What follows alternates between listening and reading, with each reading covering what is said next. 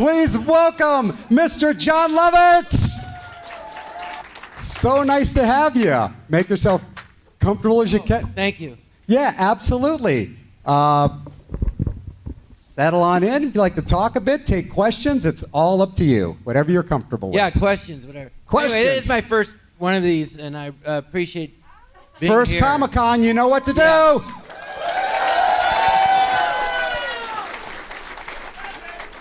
They love you, so do we. All right, raise the hands. Let's get these questions. Let's get this rocking. I see a hand up back here.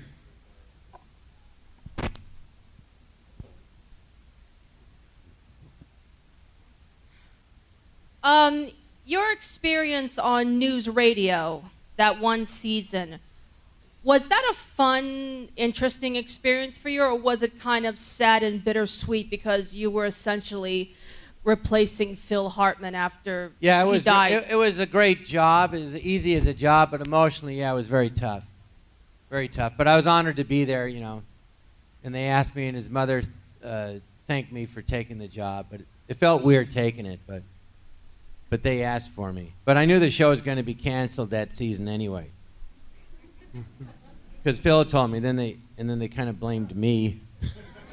I already knew they were letting it go. But it was, it was an honor being there. All right, we have a question for you right here. All right, hello, Jon. Great to have you with us. Where? Right here. Right here. Oh. Down the middle.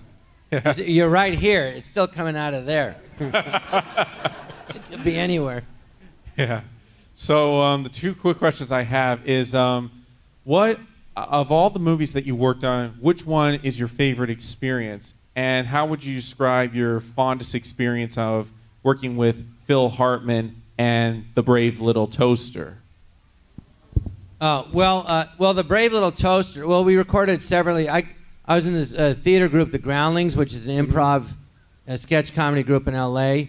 And what happened was there was a guy named Joe Ramp who was taking classes, and he was working on that cartoon. And I found, if you haven't seen that movie, I found out through a documentary about Pixar that John Lasseter wrote the script. He was the head of Pixar, and it was going to be the first computer animated film ever. And John Lasseter said he turned the script in, and then Disney fired him. So a lot of the guys that worked on that later, formed Pixar. And Joe Ramp was the voice of the caterpillar in A Bug's Life. Anyway, he was taking class at the Groundlings, and he worked on it and cast a lot of us.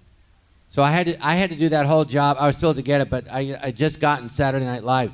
So I did it in one day. It was like 5 hours straight, and I had to do that because the next day I was leaving for New York to start SNL. And then as far as my favorite movie, probably, well, I had a lot. It depends on the part, but A League of Their Own was really fun because I love baseball, and there was all these beautiful women, and and I love old movies, so it was like a combination of everything. And then Penny Marshall, God bless her, that was my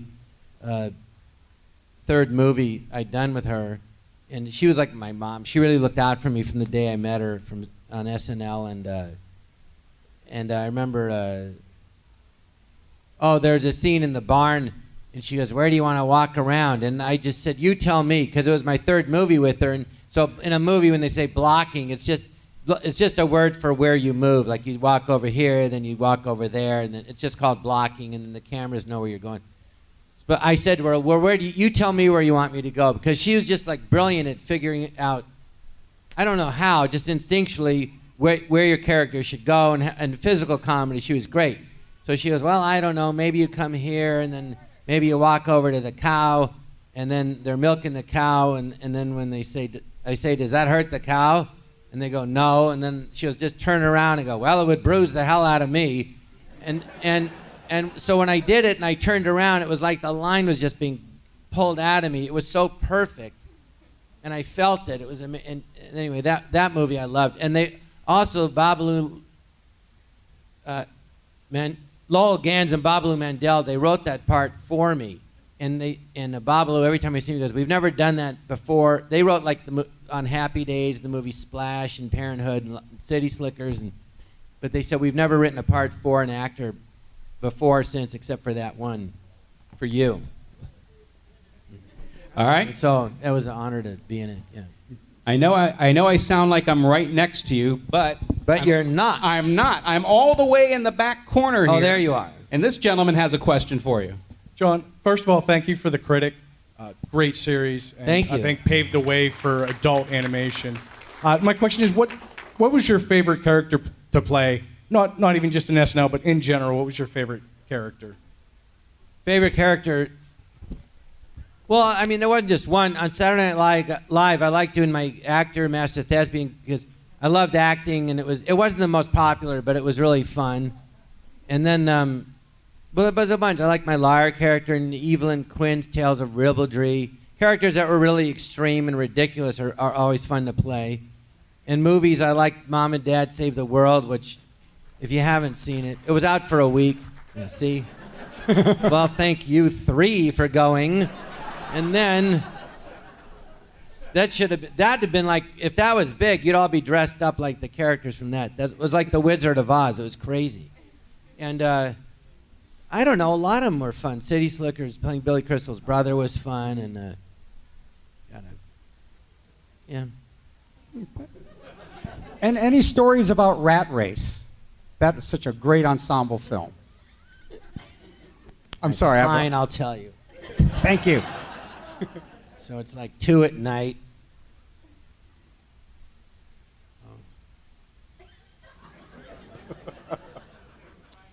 Anyway, so you work long hours. So Kathy and Jimmy is very nice, but we would mix it up. I don't know why. So it was like 2 in the morning. We're on the bus outside, and it's cold. The guy goes, "Do anybody want any soup?" So a bunch of us raise our hands. I go, "Yes." So he brings our soup, and he goes, "Whose is this?" I go, "Mine." So I'm eating it for 5 minutes. She goes, and then she looks at me. She goes, "That's my soup." I go, "What?" She goes, "I ordered soup." I go, "It's not yours." She goes, "Well, give it to me." I go, "No, just get another one. I've been eating it for 5 minutes." You know, she goes, "Give me." "No, you have my soup." I go, "Well, that guy has this." It was ridiculous. I go, "What are you talking about?" Well, they're out of it. I go, "Well, what do you want me to do?" So anyway, the next day, we're on the bus, and we're reading magazines, and I said to someone, "Can I borrow your magazine?" She goes, "Yeah." They go, "Yeah." And then Kathy goes, "Make sure he gives it back. He doesn't steal it like he steals soup." So I said, "Shut up, you blank, blank, blank, blank," you know. I really let her have it and cussed at her, and then Amy goes, "You shouldn't talk that way to a woman." I didn't want to get in it. And then Cuba Gooding Jr. was on the bus, really, and he was like, "Was that real?" What just happened? But Rat Race was really fun, and the guy Jerry Zucker, who directed the airplane movies and Ghost with his brother, so he, I did it. There's a scene in the movie where I don't know if you see in the movie, but it's like a Mad World. It's supposed to be a new version. That's the head of the studio, Sherry Lansing, was the head of Paramount. She wanted a new version, and Andy Breckman, who used to write on Letterman and he write on SNL. He created the TV show Monk. He wrote the movie. So we all meet in a hotel. We get a gold coin, and John Cleese, the owner, says there's $2 million in a locker in Silver City, New Mexico, and here's a key to the locker, and whoever gets there first wins the money. Go. I'm like, "What?" He goes, "Go." I go, "It's a race?" "Yeah, go." And it's just crazy, and all his billionaire friends are betting on who's going to get the money. So I don't tell my family. So I have married Kathy and 2 kids. My daughter's 10, and we're driving along. She goes, "Dad, I have to go to the bathroom." I'm like, "Well, just wait." She goes, "No, I really have to go." And the funniest line in the movie was in this scene, and she goes, "But Dad, I'm prairie dogging it." And I go, "What does that mean?" And my son goes, "Like a prairie dog, his head pops in and out of the hole." I'm like, "Oh." But I want the money because I work at Home Depot, and I have a line. I don't want to work at Home Depot. So we can't stop, So I go, "Just stick your butt out the window." So anyway, and then the next shot is there's a cop pulls me over, and he's covered in crap. So I say, my line was, "How fast was I going, officer?" So, you always hear about women flirting, trying to get out of a ticket. So I thought it would be funny if I flirt. So I'm like, "Oh, how fast was I going, officer?" And then And then Jerry goes, no, say the line and then do your hair. I go, why? He goes, because you'll get 2 laughs. I'm like, oh, thank you. So, it's like a little thing, but it makes a huge difference. And then that Hitler scene you saw, well, it just started, and then I end up ramping up into becoming full-blown Hitler, which he goes, I don't know. I go, let me just do it. So I'm, and I become Hitler. And then in this scene, a guy shoots at me. And anyway, the guy shooting at me with the gun is he's a very famous stuntman. What the fuck's his name? Gene. You know? Anyone knows? Gene. He was a world-class fighter, a stuntman. He's the guy. I don't know if you heard. There's a story that somebody, Steven Seagal says, no, who? Yeah, Gene LaBelle. Thank you. Gene LaBelle is a world-class karate, like world champion. This guy was so strong. James Caan, who you know, and he was like a 6th-degree black belt, James Caan, and he was telling me, I goes, Gene LaBelle tough? He goes, oh my God. And James Caan could beat up anybody. He goes, my friend and I challenged him, and Gene LaBelle held me and my friend down on the ground with just his index fingers on our chest like this. He goes, that guy's tough as shit. He choked out Steven Seagal. This is a story of Steven Seagal. No one can choke me out. So he goes, go ahead, try. He goes, all right. And he did, and Steven peed his pants. And then I asked Gene LaBelle, is that true? He goes, Steven Seagal is a very nice man. But did you really choke him out? Steven Seagal is a very nice man. That's all he would say. So he did. Anyway, he was the guy shooting at me. He's a legend. Yeah, thank you, Gene LaBelle. And, yeah. All right, we're over here to your right, about 3/4 of the way questions back. that lead to urination? There's more questions. What was it like being a guest star on Friends? Oh, well, Friends. That was so. I grew up in Los Angeles in Encino, in the Valley, in Encino and Tarzana. My dad was a doctor. So anyway, the point is, in the 6th grade, I became friends with this guy, David Kudrow, and he became like my brother. So his sister was Lisa. So I've known her since she's 5. So they became like my other like my parents, his parents, you know. So she's like my little sister. So when they started Friends, and she'll say, I got Saturday Night Live, and that's when I inspired her to get into acting. But she did it. It took her like 10 years, but she did it on her own. But I inspired her. So anyway, and I said to her parents, can you believe the odds of 2 kids from Tarzana like doing well? So anyway, she called me, and Courtney Cox called me, and Courtney had done this movie, Mr. Destiny, in 1988, and I became friends with her. So this is 6 years later, and they said, we have this new sitcom, you know, would you guest on it? So it had just started. It wasn't a big hit. It just started, and I watched maybe, I don't know, it was like the 3rd show, and I go, oh, this is a cute show. So I go, I'll do it, and it'll be fun for Lisa's parents to see us together, you know. And so I did it, and they were all excited, and I was like, I think it was the 8th show they ever done. I was like their first, like, quote, famous, you know, I mean, I'm just a guy, but anyway, their first famous guest star, so they were all excited. And then we were going to shoot it on a Monday. And then on Sunday, right the day before we're shooting it, Larry David, who I'd met maybe once, but anyway, he called me and asked me to do Seinfeld on that Wednesday. And I said, well, I'll do it, but I'm shooting this other show. He goes, all right, so I can't be there tomorrow, but I'll be there after. He goes, okay. So then I get the Friends, and then the producer, Martha, were mad at me that I was doing Seinfeld. I go, why? Well, we were going to do a big promo. I go, and I was like, Seinfeld's like the #1 show on television, and you're just, this is a favor. You know, Friends. Who the fuck's heard of Friends? Nobody, you know. And anyway, I did it. And so by the time it aired, though, it was like gigantic. And I was like, oh, I guess they did me the favor. And then like 9 years later, I hadn't worked in a while, so I kept asking to go back on. And finally I ran into her, like on my knees. I go, can you please put me on again? Like, remember I did you a favor? Like, can you pay me back? She's like, oh, okay. Then they pay me back. Then I go on the show and I read the script, and it's the same character, but it's just like saying the worst possible stuff. I don't know if they were mad at me, you know, but it was just like, my character is like, I'm infertile. I live with my roommates. I don't make any money. You know, I have one ball. I mean, it was just ridiculous. But I did it again. And then they didn't, I don't know, they were negotiating to come back the next year. So then they weren't, the producers, they didn't speak to me all week. It was very weird. And then finally on Saturday, they give me notes. I'm like, I hadn't seen them. Usually you see them every day. But it was, I liked doing it. But I hadn't worked in so long, so I started doing my scene with Jennifer Aniston at a restaurant. And I was really nervous. And I was mad because I hadn't worked in so long, but I was nervous. And I was mad that I was nervous. And then they give me notes. And then Jennifer was really nice. She goes, just do what you've been doing all week. It's brilliant. I went, oh, okay. And then that helped me, and then I did that show. They're all very, very nice. I know how huge it is. It's weird, because to me they're just like, it's, I was the big shot when I met them, so that to me they're nothing. They're very nice people.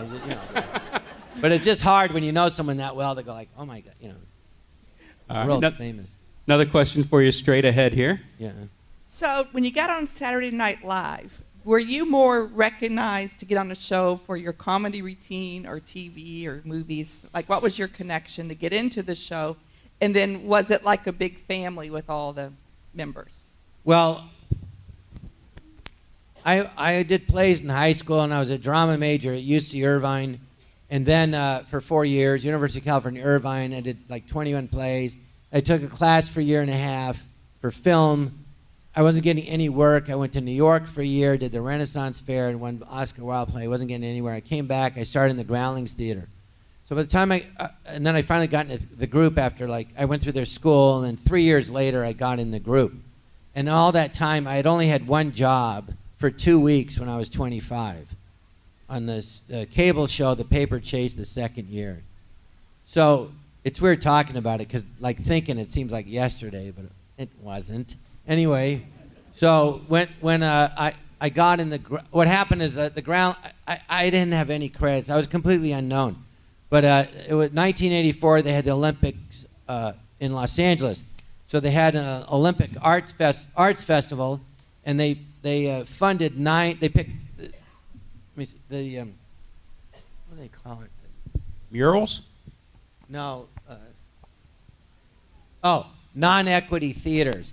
So you could have up to 99 seats, and the equity is the stage union, and you could do shows, and you wouldn't have to be in the union. So they funded 9 small theater groups to do shows, and they picked the Groundlings as one of them. And there was 250 small theaters in Los Angeles at the time. It was huge, but they picked the Groundlings. So the Groundlings decided Phil Hartman would do a character called Chick Hazard, which he did on SNL a few times, which was like a spoof of a 1940s detective, like Humphrey Bogart in those guys in the 40s. And so I got to understudy a part in the show, and it was Phil's idea, and Phil is the king of the Groundlings. I didn't even know he knew I existed. And I remember when he said hi to me, I was just like, oh my God, Phil Hartman spoke to me. I mean, he was the biggest thing at the Groundlings. And so anyway, I did the show, and Lorraine Newman had been in the original cast, came to that night to see the show, and she was doing this movie called Perfect with Jamie Lee Curtis and John Travolta. So she brings John Travolta, and then they come backstage. It's a very small building, and the dressing room was maybe from here to the end of the stage is nothing. And little desks and mirrors. Anyway, she comes by. She goes, how long have you been doing the show? I go, this is my first night. She goes, no, but really, how long? I go, this is my first night. She goes, will you stop? I go, no, I'm understudying my first night. She's like, you're kidding. Anyway, so she befriended me, and then the Groundlings in March. Anyway, we got put on the Tonight Show, and I got Jim McCauley, who booked the Tonight Show, and I did my liar character. They did 3 sketches. I was in 2 of them, and I just gotten in the company in September. So I was kind of embarrassed, because there had been people in there for 10 years, like Phil, 11 years. I just gotten in, but they picked 2 of my out of the 3 sketches I was in. And then that got me an agent. And then he said, hey, Lorne Michaels is back. Why don't you audition for Saturday Night Live? And it was in all the newspapers. And I just thought it was ridiculous, a ridiculous idea. Because to me, it was just a whole nother world. And he goes, no, I'm serious. You should audition for it. his name's Mike, and I said, I have a better idea. Why don't I land on Pluto? And he goes, no, I'm serious. And I'm like, and then I started telling him to shut up. I go, just shut up. I go, you're ridiculous. Because I wanted to be in the Groundlings. A friend of mine got an agent work. He said, well, you got to get on stage and get seen to get work. So that was my goal, to get in the company, get seen, and get work. So, but he submitted it, and then Jim McCauley booked the Tonight Show. This is a ridiculous show business was. This guy, Fred Weissman, was in charge of casting people for Saturday Night Live out of Los Angeles. So Lorne Michaels was coming back after 5 years away from the show. It's 1985. So they're looking at everybody in Canada and Chicago, all over. Fred Weissman, the guy was a dentist. He didn't know anything he knew about teeth. But I said, how did you get the job? He goes, well, I wanted to be in show business. He goes, I'm a dentist. So they go, well, here, you could have this job. He goes, I didn't know anything. So I asked Jim McCauley, who booked the Tonight Show, who's good? And he said, you're the best sketch comedian in town, in Los Angeles. I said, me? But what about Phil and Tim Stack and all these others? But anyway, they recommended me, and I met Franken and Davis, and they came to see me at the Groundlings. And we had a scene night, and I'm doing Master Thespian, and nobody in the audience was laughing except for Al. No one. And I remember thinking, thank God that Saturday Night Live guy's laughing. And then I got a movie with Charles Grodin, God bless his soul, just passed away. He became like a mentor to me. We're on Catalina Island. I didn't know him. And Catalina Island's like 26 miles off the coast of Los Angeles. And so we're shooting a movie there. I just gotten the part, and movies, they can pay a lot, but in the beginning it's scale. But scale was like $367 a day, and I was making $5 an hour for 7 years. I was making like, $40 a day, less taxes, so it was more like, 30. So $367. And I go, and they fed you. And I was like, oh my God, this is like the best, like a free food. I was eating 19-cent chicken pot pies. So this was just like, and I'm on the beach, and the girls are naked. I go, this is show business. So anyway, it was a Wednesday. I was supposed to meet Lorne Michaels on a Wednesday at the Beverly Hills Hotel. And unbeknownst to me, Charles Grodin, he kept wanting to stick me in the movie. I only had one scene, so he called Lorne on his own and recommended me and said, you should take a good hard look at this kid. And he just took me under his wing. He was fantastic. So he and Lorraine Newman recommended me, and then I kept auditioning, and I somehow got the show. And flying out on the plane from L.A. was, we were all unknown. It was me and Dennis Miller and Damon Wayans. And then the women were Jennifer Tilly and Pam Madison, who passed away. So she's a great comedian. She should have got the show. She was amazing.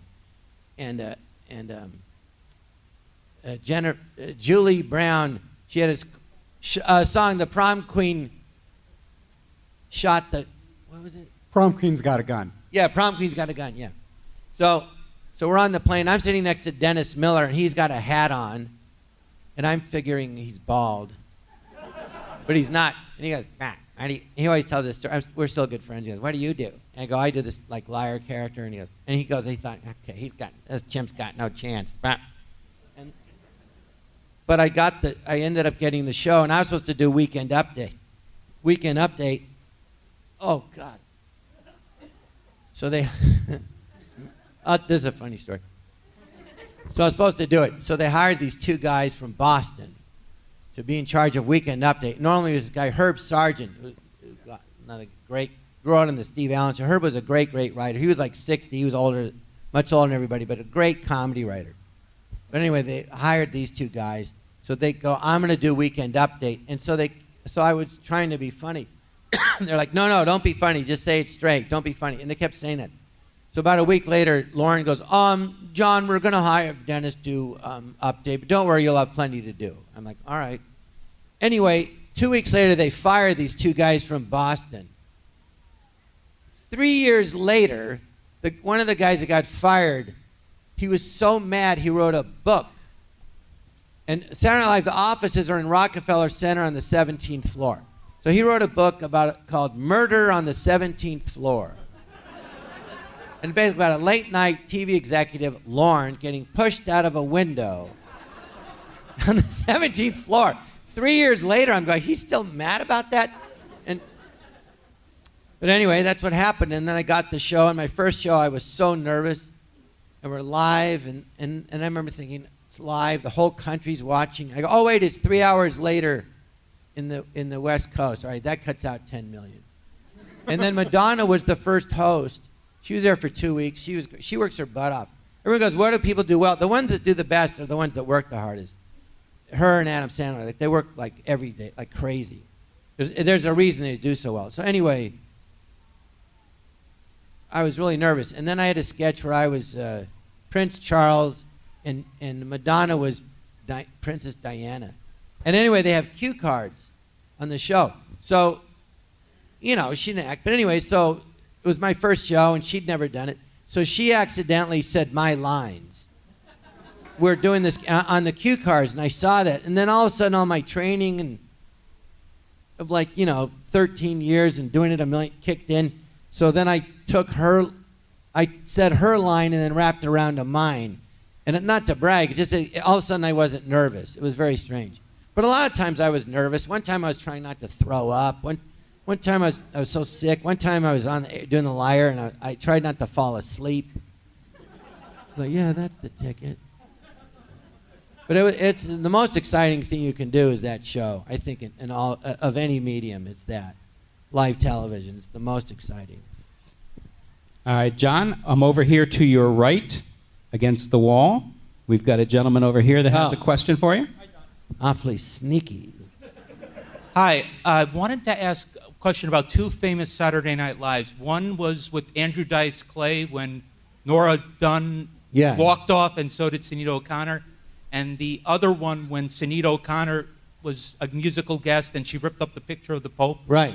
Where you were on both. Do you have any very vivid recollections? Oh, yeah, I remember all that, yeah. Oh, all right. What's your question? Oh, I was wondering about the whole backstage thing. Obviously, Lorne Michaels was No, ripping what his happened hair. was Nora was going to be fired.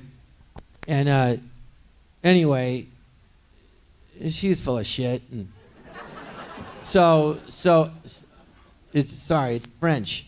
So anyway, for crap. So anyway, if she had just gone to Lorne first and said, I don't want to do the show, he would have said, okay. But she went to the press first. So it was all over the news. And then they were doing comic relief, which I had done the first one, or two, I think, which is a great thing for raising money for the homeless. But they had called Saturday Night Live. They go, can you change your air date because we want to do it Saturday? Well, I mean, it's a television show. They established their schedule ahead, so it was kind of ballsy to say, could you change your date? But anyway, they were right across the street at Radio City Music Hall. So while we were doing the show, she's over there doing press. So we were, and I remember Jen Hooks walks up and goes, she's making us look like we're jerks because we're doing our job, you know. And then she came back the next week and nobody was speaking to her. And she's crying and we're like, you know, tough. She wasn't a real bitch. The whole time she was there, she was horrible. You know, she was very arrogant. I don't know why. From day one, she was like. And Andrew Dice Clay, I'm friends with him, and he goes, he didn't know what was going on. And Jim Downey was the head writer. I just spoke to him a few weeks ago, and he was saying, he goes, the only reason they hired Andrew Dice Clay was the host had fell out, and Lorne was out of town, and they couldn't reach him. So they go, what about, we need a new host. So Jim had to decide, and they gave 3 names. And one was Andrew Dice Clay, and Jim, who was like, you know, the producer and head writer, he goes, who's that? And Bob Odenkirk, who's in that movie Nobody, which is great. Bob was just a writer on the show. And he goes, oh, you got to hire him. He's great. And Jim goes, all right, I'll take your word. I mean, you know. And but I like Andrew. He's very funny. And he was, you know, he was satirizing that the guy that he did, he doesn't believe in any of that stuff. He goes, I love women. I have nothing against gays. He goes, I'm playing a character that's he's an idiot, and he's making fun of that stuff, of people like that.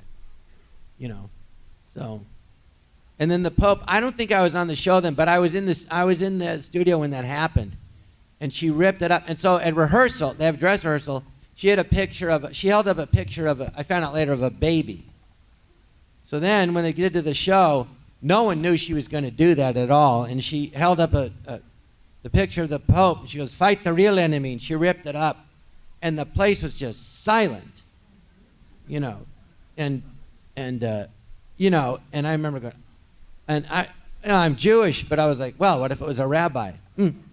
So, speaking of SNL, when I auditioned, Pam Madison, she goes, we're auditioning, and she was there in New York. She goes, I'm going to St. Patrick's Cathedral to light a candle to pray that I get the show. Do you want to go with me?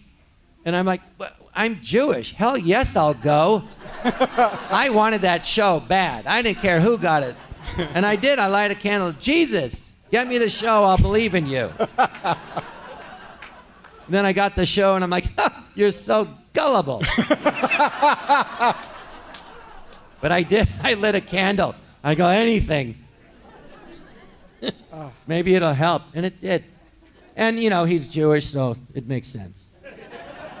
Well, thank you so much for doing this. It's so awesome to have you here. He'll be headed back to his table to do some signing. You guys know what to do. Give it up for Mr. Jon Lovitz. His first Comic-Con. His first one. Make him remember it. Thank you very much. Thank you so much. Hi, this is Aaron Ashmore, and you are watching Phantom Spotlight. Be sure to like, share, and subscribe like now. Oh, and have fun and follow your fandom.